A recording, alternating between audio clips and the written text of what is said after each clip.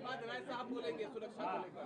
राय साहब बोलेंगे। देखिए, मैं उत्तर प्रदेश की स्थिति बताऊं कि 23 जून को मुझे जब जानकारी मिली कि एक बाबा छांगुर बाबा है जो हजारों लोगों का धर्मांतरण किया है, तो मुझे विश्वास नहीं हुआ। मैं 24 जून को मैं जाता हूं सीधे उतरौला थाना के अंतर्गत जो मधुपुर गांव है बाबा का। इतना विशाल कोठी देखने के बाद मुझे पता चला कि एक भिखारी पीर आदमी इतनी बड़ी दौलत कैसे खड़ा कर सकता है। और हमारे साथ लगभग 150-200 कार्यकर्ता भी हमारे थे। तो वहाँ कुछ दबी जुबान से लोगों ने सारी बात बताना शुरू किया कि साहब ये तो कुछ नहीं है, ये पूरा नेटवर्क फैला हुआ है पूरे भारत में, हजारों लोगों का इसने धर्मांतरण कराया है।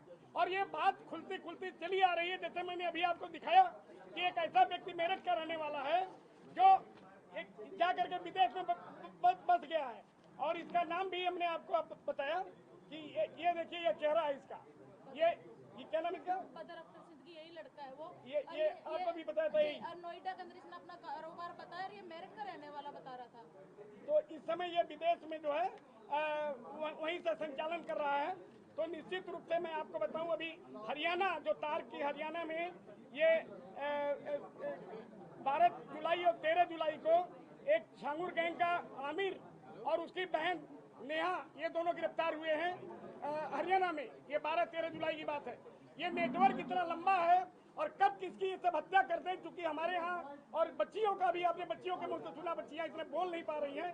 तो सुरक्षा की आवश्यकता, सरकार पहले जांच करा ले, अगर है तो निश्चित रूप से इन सब बच्चियों को दे। हम डरने वाले नहीं हैं। अरे हमारी हत्या होगी, गोपाल राय कोई और फिर होंगे, यहाँ बहुत लोगों की हत्या हुई है। अब हिंदू आदि अगर कोई आदमी उठा रहा है, अब हमको कई जगह जाना पड़ रहा है कि जहाँ हिंदुओं का उत्पीड़न हो रहा है।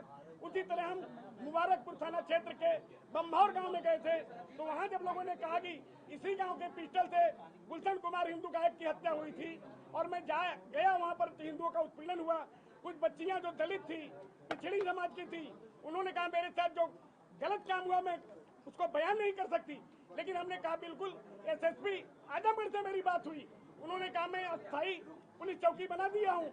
ये परसों पुलिस चौकी वहाँ से हट गई और जो पीड़ित थे अपराधी फिर छूट के आ गया, फिर पीड़ित जो है जेल में उसको डाल रहे हैं। तो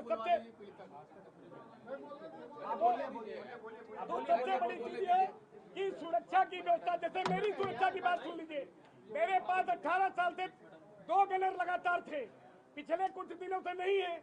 इसमें क्या प्रकरण है, मैं कौन सा अपराध किया हूँ? पूरे भारत में 151 का मुकदमा मेरे ऊपर नहीं है। रोज 10-20 लोगों का मैं टेलीफोन से बात करता हूँ, सीधे डीएम एसएसपी थाने पे। जैसे इसका मुकदमा नहीं कायम हो रहा था, ये बच्ची फोन की, मैंने तुरंत इंस्पेक्टर से कहा मैं विश्व हिंदू रक्षा परिषद के राष्ट्रीय अध्यक्ष बोल रहा हूँ। हम लोग डरने वाले नहीं है, न हत्या से डरने वाले। लेकिन सरकार में जो बैठे अधिकारी हैं, मुख्यमंत्री जी को तो मैं सलाम करता हूँ।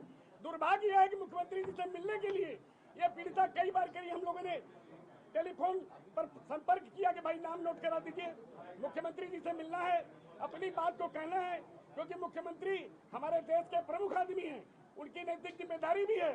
और उन्होंने एक बात छांगुर के खिलाफ कहा भी है कि एक जल्लाद को हमने जेल में डाल दिया, तो ये अच्छा काम किया उन्होंने।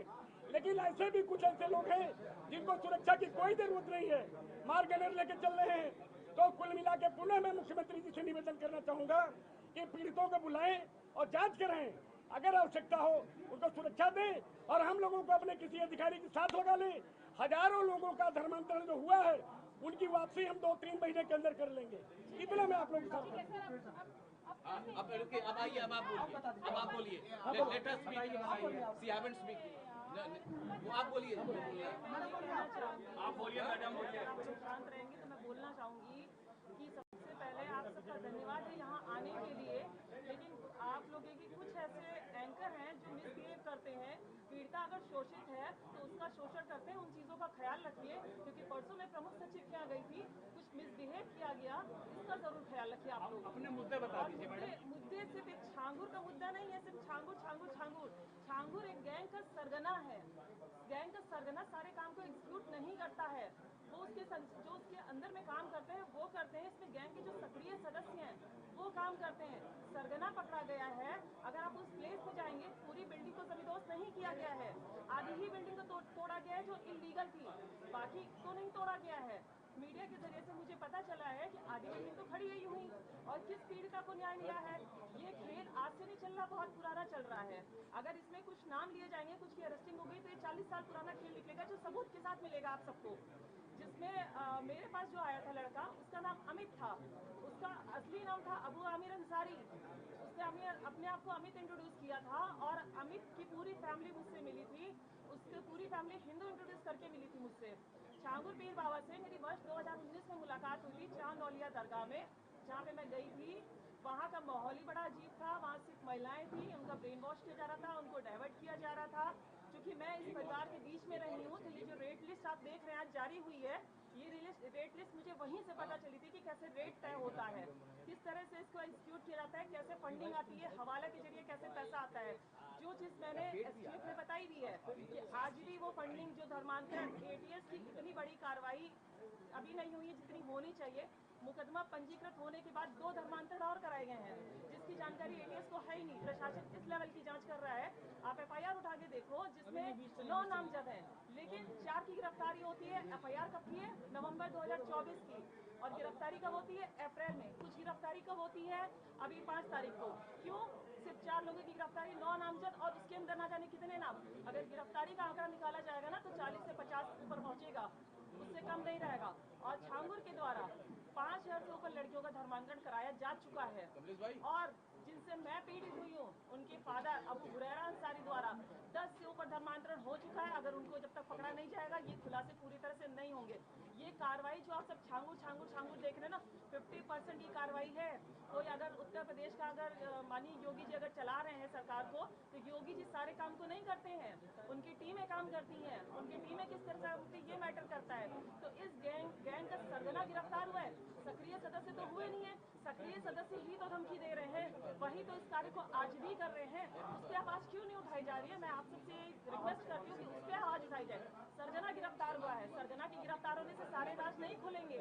राज वहां से खुलेंगे जो सक्रिय सदस्य अभी भी काम कर रहे हैं, जो धमका रहे हैं, वो राज खोलेंगे जब उनको पकड़ा जाएगा।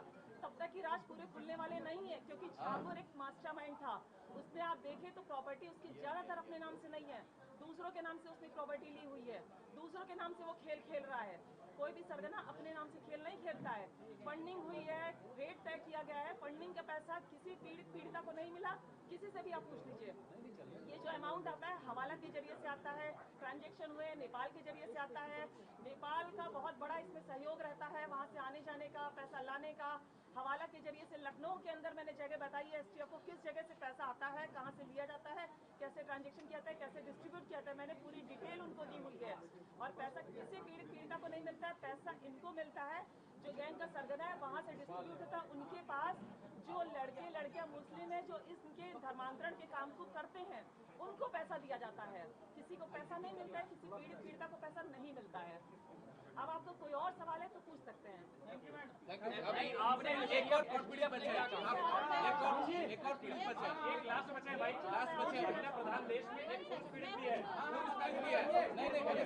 नहीं बोलिए सबको अपनी बातें रखिए। कहना चाहती हूँ सबसे ज्यादा जो हमें जरूरत है, आर्थिक सामाजिक सुरक्षा की जरूरत है। अगर हमें ही कुछ करा दिया जाएगा तो ये बताइए, आज जो हम यहाँ पे बैठे हैं, जो आप लोग यहाँ पे आए हैं, कौन इनको लेकर आएगा? हमें ये बताइए, कोई लेकर आएगा या किसी को? कोई किसी को नहीं लेकर आएगा।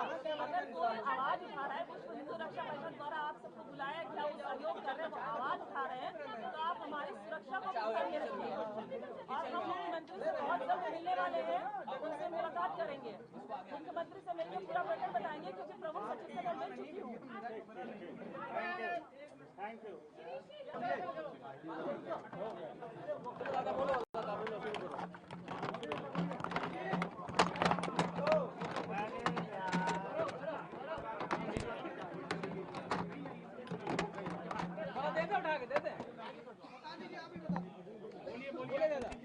मैं जिला बल्लभपुर का रहने वाला हूँ। मेरा नाम हरजीत है। मैं जिला बल्लभपुर का रहने वाला हूँ। मेरा नाम हरजीत है। छांगुर बाबा के यहाँ मैं मुंशी का काम करता था। 15-16 महीने तक मैंने उनके यहाँ काम किया।